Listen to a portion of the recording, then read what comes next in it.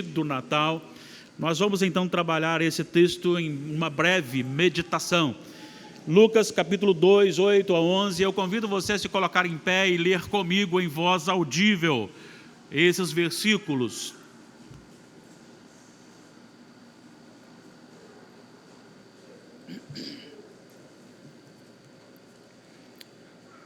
Os anjos e os pastores, leiamos. Havia naquela mesma região pastores que viviam nos campos e guardavam o seu rebanho durante as vigílias da noite. E um anjo do Senhor desceu aonde eles estavam, e a glória do Senhor brilhou ao redor deles, e ficaram tomados de grande temor.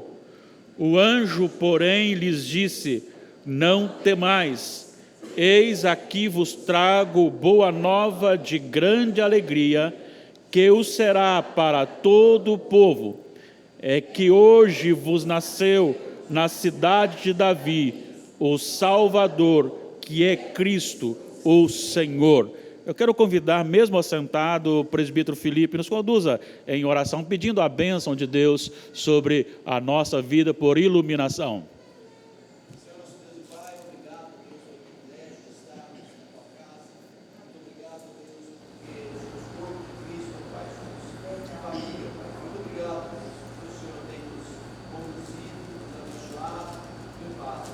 Amém.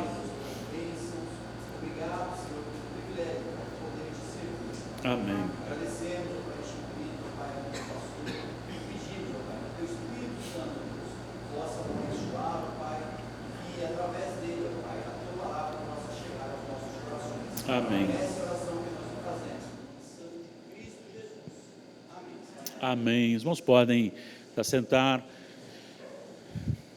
Hoje vamos falar então sobre o tema,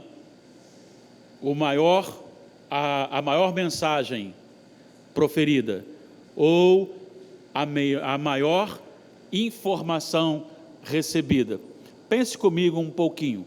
Você já esperou alguma coisa? Não é fácil esperar. Não é fácil esperar.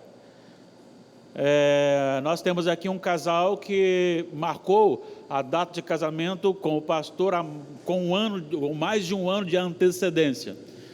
E a gente falava, está chegando, e eles, não, está demorando.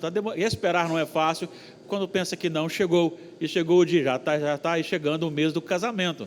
Não é isso, Aline e Ramon? Na verdade, esperar não é fácil, principalmente quando há incertezas. Quando você faz um vestibular ou presta um concurso, você fica muito ansioso para ver o resultado. Quando você faz uma entrevista de trabalho e ali naquele momento a pessoa lhe diz o seguinte: olha, se você for aprovado, lhe mandarei um e-mail. Se você for reprovado, então não lhe mandarei nada. Com certeza, durante todo o dia, você vai visitar o seu e-mail e realmente vai abrir o seu sorriso quando você abrir o seu e-mail e ver lá este contato.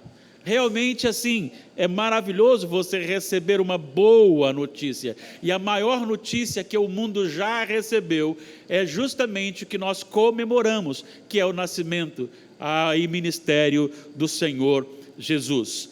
Eu quero, dentro desse texto lido, que relata o aparecimento do anjo do Senhor, de um dos anjos do Senhor, na presença aqui dos pastores, para anunciar-lhes o nascimento de Jesus.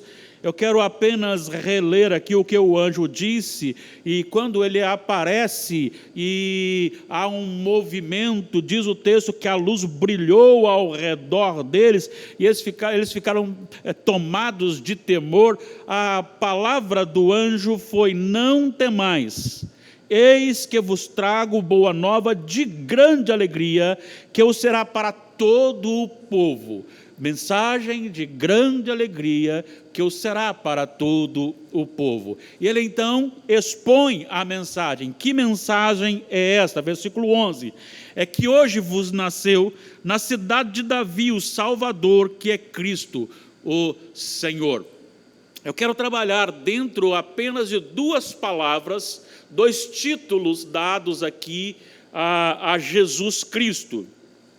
O título de Salvador e o título de Senhor. É bom a gente trazer à memória que a boa notícia, que aquilo que é apresentado como grande alegria, boa nova de grande alegria, é somente para aqueles que observarem esses dois títulos, Salvador e Senhor. Trago para vocês, então, uma exposição sobre o primeiro título, que é Salvador, o que ele representa. Quando eu anuncio ao mundo que Jesus Cristo é o meu Salvador, o que realmente eu estou dizendo no sentido real da palavra? Não no sentido apenas de uma pronúncia, mas o significado do termo. Quando eu anuncio que tem um Salvador, está por trás deste enunciado algo muito especial e que devemos levar em consideração. Então nós vamos partir de alguns princípios. Primeiro vamos lembrar do jardim do Éden. Quando Adão foi criado, vamos lembrar que Adão foi criado primeiro. Ele não fez Adão e Eva juntos, ele fez Adão primeiro, deu a missão a Adão de dar nome, de gerenciar, de cuidar de todo o jardim. Então, toda a missão dada foi dada a Adão. E quando Adão recebe esta missão e ele começa a desenvolver a sua missão, ele percebe algo e começa a ficar, de certa forma, incomodado. E é nesse intervalo que, dentro do propósito anterior, o propósito eterno de Deus, ele forma Eva, a mulher. Adão foi feito diretamente do barro e foi-lhe soprado nas narinas o fôlego de vida. Eva foi feita de Adão, foi tirada de Adão, da costela de Adão. E aí ele faz agora alguém que seria a auxiliadora idônea, capaz, que completaria a necessidade de Adão, uma vez que a missão dada era uma missão muito importante e muito volumosa, difícil para ser realizada e necessitava então dessa auxiliadora. Mas ali naquele contexto, ambos pecaram contra o Senhor, e ao pecar contra o Senhor, morreu-se a natureza. Aqueles que foram criados somente santos e que não tinham outra natureza, dessa forma matou a natureza santa que estava no coração e gerou apenas a natureza pecaminosa, a natureza do pecado, a natureza da morte, que passou a gerenciar, a dominar o coração do homem. O apóstolo Paulo, escrevendo aos Efésios, no capítulo 2, no versículo 3, ele diz que éramos por natureza filhos da ira, após a queda. Mas após a queda há uma mensagem profética. Está no capítulo 3 do livro de Gênesis, no versículo 15. Quando o Senhor então olha para a serpente e diz: porém inimizade entre ti e a mulher, entre a tua descendência e o seu descendente. Este te ferirá a cabeça e tu lhe ferirás o calcanhar. A partir de agora, há uma promessa de salvação, de um Salvador. E esse Salvador deveria nascer de Adão e Eva e deveria ser um varão. E é por isso que você encontra a santa semente sendo profetizada em Gênesis 3,15, e você encontra desde já a batalha de Satanás para destruir a santa semente. Eu vou passar rapidamente pela história para que você me acompanhe nesse raciocínio. quando Caim matou Abel, realmente ele o fez pela natureza pecaminosa, pela inveja, mas por trás dele estava Satanás para matar o varão, porque eliminando o varão, eliminava a possibilidade da santa semente que nasceria como homem.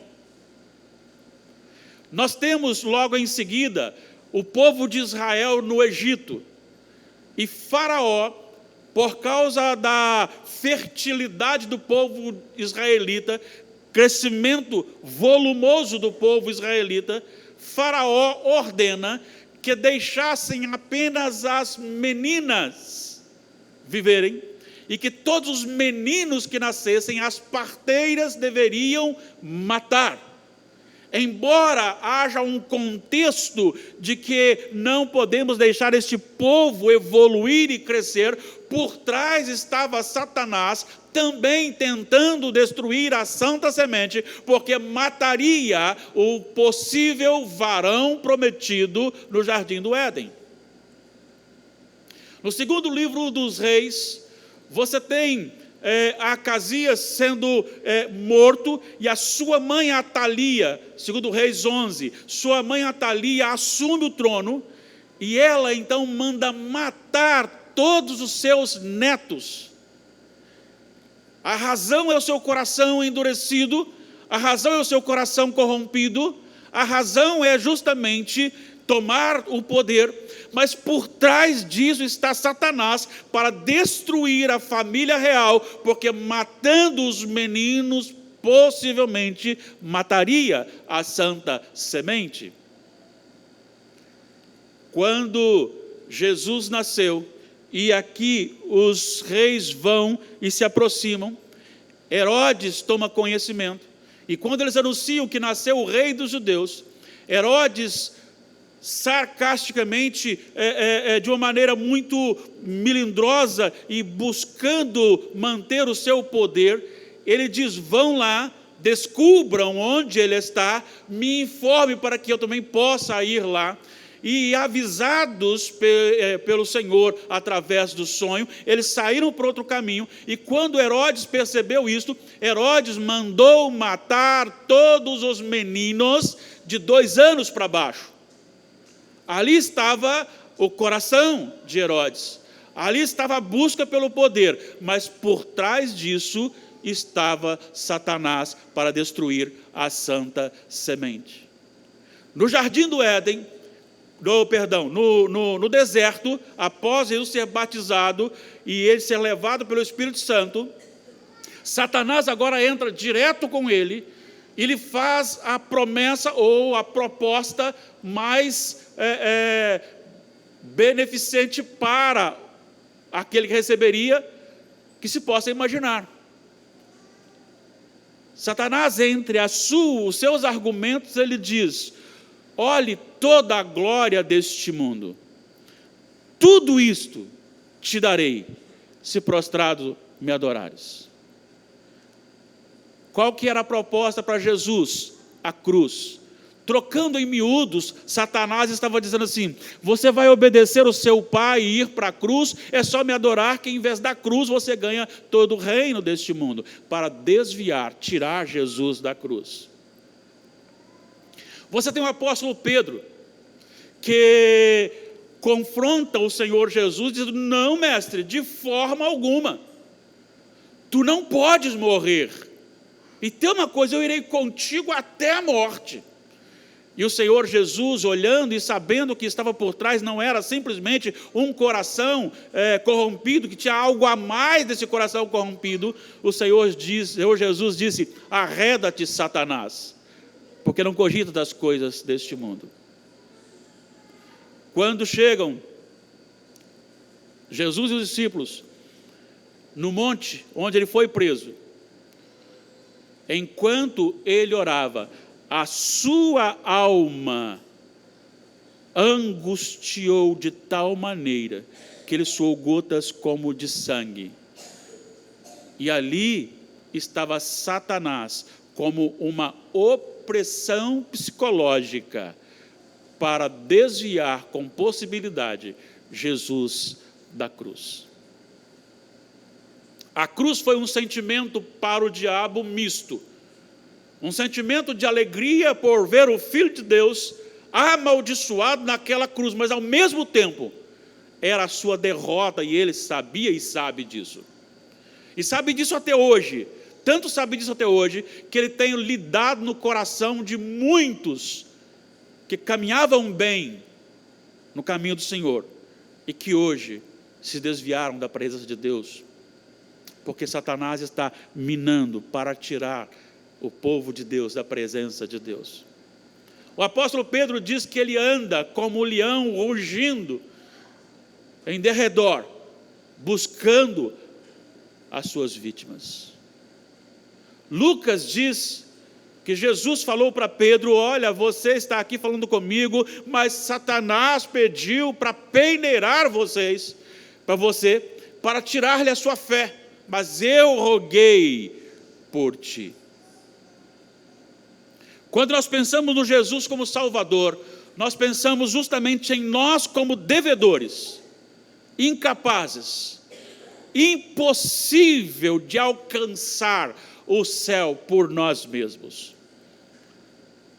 É uma coisa interessante, porque o apóstolo Paulo chega a dizer, escrevendo na primeira epístola de Paulo aos Coríntios, capítulo 13, ainda que eu falasse a língua dos homens e dos anjos, se não tiver amor, nada serei. Eu posso pegar todos os meus bens e distribuir com os pobres. Eu posso dar até a minha vida por alguém, se não tiver amor, se não tiver a motivação correta. Nada disso me adianta. E certamente tudo aquilo que nós fazemos é corrompido. Tudo aquilo que nós fazemos é sujo, porque sai de um coração que ainda não está plenamente purificado. Ainda nós que somos já filhos de Deus, nós que já recebemos a salvação e temos esse Salvador, nós não podemos deixar esse Salvador, porque se deixarmos esse Salvador, nós nos tornamos perdidos. E por que nos tornamos perdidos? Porque tudo em nós gira em torno de uma natureza, sem Jesus, uma natureza morta. Ter um Salvador significa declarar que sou pecador, declarar que sou incapaz, declarar que eu preciso de alguém. E aí, eu quero lhe convidar a ir em Hebreus,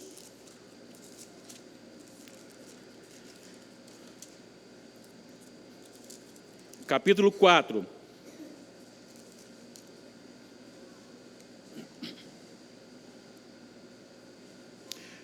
Antes do capítulo 4, por gentileza, o capítulo 2, versículo 18.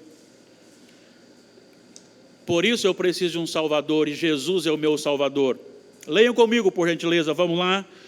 Pois naquilo que ele mesmo sofreu, tendo sido tentado, é poderoso para socorrer os que são tentados. Sabe o que significa isso? Quando eu digo que ele é meu Salvador, eu estou dizendo que ele é meu Salvador na hora da tentação. Quando a tentação vem e ela é forte, nós somos socorridos por aquele que não caiu em tentação.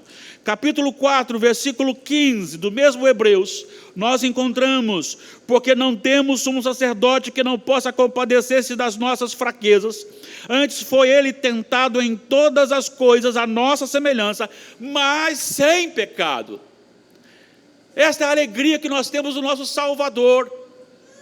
Ele é o nosso Salvador, porque quando nós caímos, eu não estou dizendo que você delibera sobre um pecado e você continua naquele pecado, mas quando você peca contra o Senhor, quando vem uma tentação e você não resiste e você cai, você tem um Salvador que não caiu. E esse Salvador, ele é suficiente porque ele foi fiel até o fim. É por isso que ele disse no final: Pai, entrego o meu espírito, está consumado, eu paguei tudo, eu cumpri toda a lei. Essa é uma teologia do Natal. Natal não é comida, Natal não é presente, isso é bom, mas não é comida, não é presente. Natal é a nossa salvação.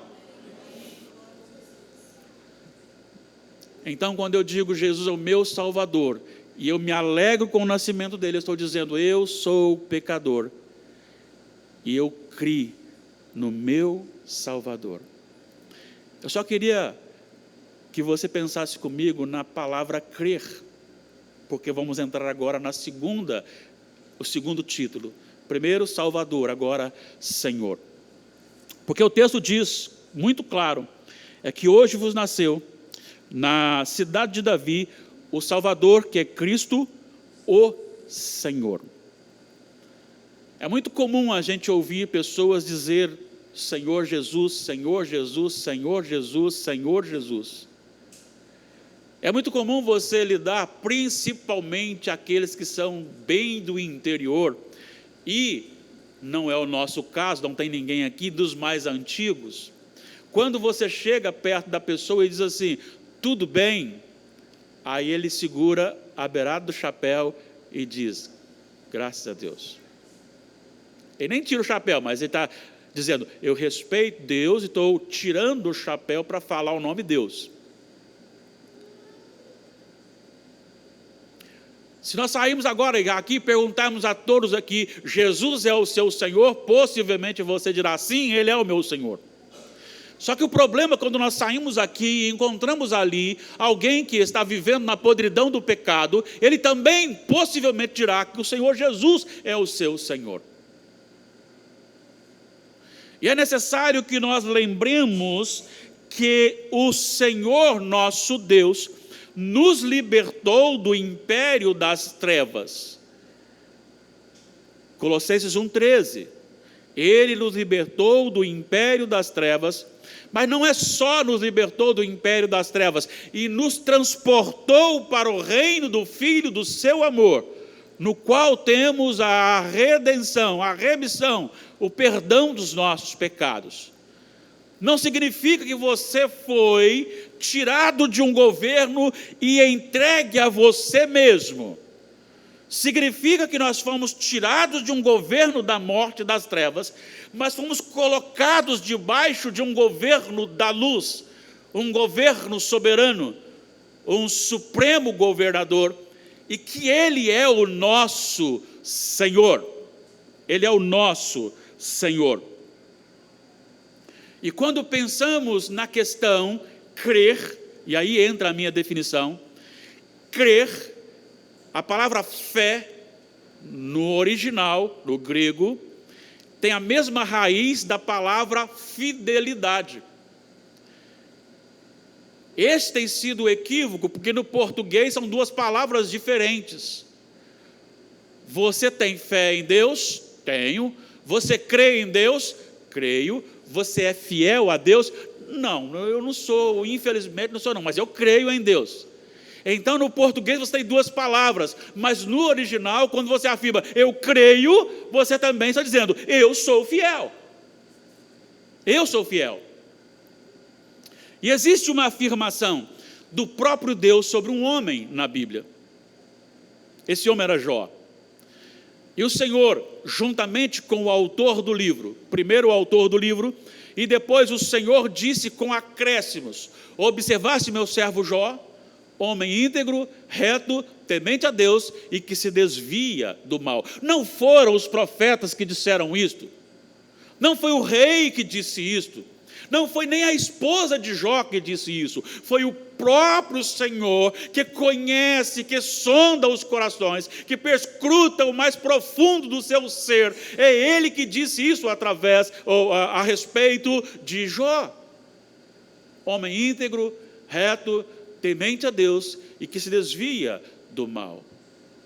Anunciar Jesus como Salvador não é difícil e nem era impedido no governo romano. Você poderia chegar diante de César e dizer o seguinte: Jesus é o meu Salvador. O que você não poderia dizer é que Jesus é o seu Senhor, porque Senhor para ele era ele, César, mas Salvador sim. Você poderia levar uma imagem ou um nome para o panteão, um local de culto, e colocar o seu cantinho da adoração e dizer, aqui está o meu Salvador, Jesus Cristo, sem problema. Mas você não podia anunciá-lo como Senhor. porque dessa forma você seria punido. Quando eu digo que o Senhor Jesus é o meu Salvador e é o meu Senhor, eu estou dizendo que eu sou o seu servo, seu escravo. Escravo não tem vontade própria. Escravo obedece ao seu Senhor. Só que eu preciso de um tempinho para a gente destacar duas coisas. Primeiro, quem é esse Senhor? Você que já se converteu, nós que nos convertemos, fomos tirados de um governo do mal, das trevas, que sempre quer ver o seu mal, quer a sua condenação, quer que você vá com ele para o lago que arde com fogo e enxofre. Ele que não importa com a sua vida, o que ele vai ganhar em cima de você que importa para ele. Mas o Senhor nos tirou deste mal, Senhor, e nos colocou sob o seu senhorio. Só que o senhorio de Jesus Cristo, ele é totalmente diferente, como nós já vimos. Marcos capítulo 10, no seu final, nós encontramos uma discussão entre os discípulos. 2 discípulos queriam que o Senhor Jesus, voltando do seu reino, concedesse a bênção de um sentar à sua direita, outro sentar à sua esquerda. E os outros ficaram enciumados e começaram a discutir sobre esse assunto. E o Senhor Jesus, conhecendo o seu coração, ou o coração deles, os procurou e falou: o que vocês estão discutindo? Eles: não, pois então deixa eu falar uma coisa para vocês. Aqui é assim, o menor serve o maior. Mas no reino do meu Pai, o maior é aquele que serve a todos. O próprio Filho do Homem não veio para ser servido, mas para servir e dar a sua vida em resgate de muitos. O Senhor Jesus, sendo o Senhor, sendo Deus, fazendo todos os milagres na presença dos apóstolos, agora Ele se assenta, ou se curva, melhor dizendo, e lava os pés dos discípulos. Este mesmo Jesus, Senhor do inferno, Senhor dos demônios, Senhor da enfermidade, Senhor da morte, Senhor da natureza, este mesmo Jesus está caminhando numa multidão eufórica, cada um querendo, se fosse hoje, tirar foto com ele, fazer um filmezinho com ele para jogar na internet, e de repente um mendigo começa a gritar: Jesus, filho de Davi, tem misericórdia de mim, e as pessoas começam a repreender aquele mendigo, afinal é só um mendigo. E Jesus para tudo por causa daquele mendigo e manda chamá-lo. Mais ainda, pergunta: o que você quer comigo? Mendigo com Jesus também tem voz. O reino de Deus é esse é o nosso Senhor. É esse Senhor que nós anunciamos, é este Senhor que nós declaramos, é Ele que governa sobre a nossa vida, é esse Senhor Jesus que nós dizemos ao mundo: Ele é o nosso Senhor. Só que o problema é que nós dizemos que Ele é o nosso Senhor, mas agimos como se fôssemos senhores dele. O problema, nós dizemos assim: Ele é o nosso Senhor, mas quando o mandamento dele fere a minha vontade, aí eu sou o Senhor sobre ele, porque não quero me submeter ao seu mandamento.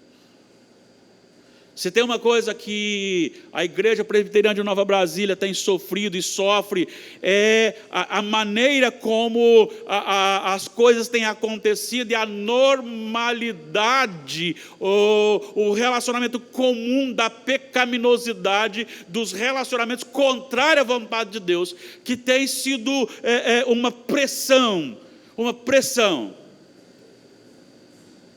São pessoas que querem morar juntas sem casamento, são pessoas que querem viver na prática sexual como se fosse normal.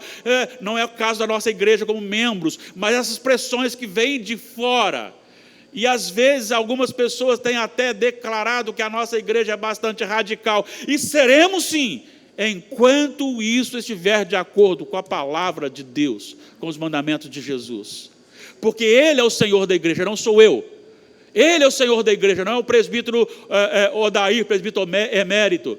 Ele é o Senhor da igreja, não é o presbítero Miqueias, não é o presbítero Clóvis, não é o presbítero Adriano, o Wendel. o Clóvis, o Wendel, o Anderson. Não, ninguém aqui é senhor dessa igreja. Jesus é o Senhor. E a sua palavra não muda, ela é a mesma. E será pregada enquanto o Senhor nos der a habilidade, capacidade de pregá-la. Chamar Jesus de Senhor significa que Ele manda e eu obedeço. Ainda que a vontade minha seja contrária a dele, a minha morre e a dele prevalece. O apóstolo Paulo, chamando a atenção para isso, ele disse em Romanos 12, 1 e 2: rogo-vos, pois, irmãos, pela misericórdia de Deus, que apresenteis o vosso corpo por sacrifício vivo, santo e agradável a Deus, que é o vosso culto racional. E não vos conformeis com esse século, mas transformai-vos pela renovação da vossa mente, para que experimenteis qual seja a boa, agradável e perfeita vontade de Deus. Sacrifício vivo significa eu matar a minha vontade, quando a minha vontade está contrária à vontade do meu Senhor. Isso é sacrifício vivo. Não amoldar ao mundo, mas me deleitar nos mandamentos do Senhor. Afinal, o apóstolo João, escrevendo a sua primeira epístola, no capítulo 5, versículo 3, ele diz no final do versículo: os mandamentos do Senhor não são penosos. Não são penosos. Mas ainda assim, nós muitas vezes queremos seguir a nossa vida, o nosso caminho. Lembro-me quando a febre dos artistas de se tornarem convertidos, uma cantora famosa se converteu, e ela agora era evangélica, estava lá cheia de Deus, cheia disso, cheia daquilo outro, só que ela resolveu e aceitou um convite para pousar nua numa revista. E aí o repórter perguntou para ela: fulana, é incoerente, porque você vai posar assim, ser fotografada assim, mas os evangélicos dizem isso. Aí ela disse assim: não, o meu pastor me ensinou que Deus quer o meu coração. Se eu dou o meu coração para Ele, não tem problema. Ela esquece que o coração domina o corpo. O coração domina a vontade. E ela disse a seguinte frase: se Deus for interferir na minha vontade, prefiro não tê-lo. E não tinha mesmo. Não tinha mesmo. É por isso que o Senhor Jesus, em Lucas capítulo 6, versículo 46, ele faz uma pergunta muito perspicaz, aquela que vai no fundo do nosso coração.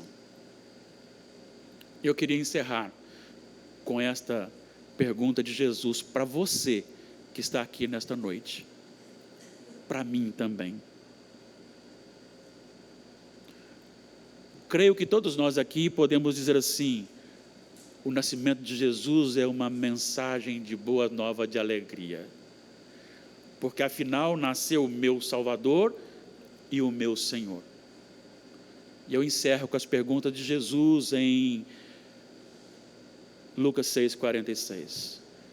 Por que me chamais Senhor, Senhor, e não fazeis o que vos mando?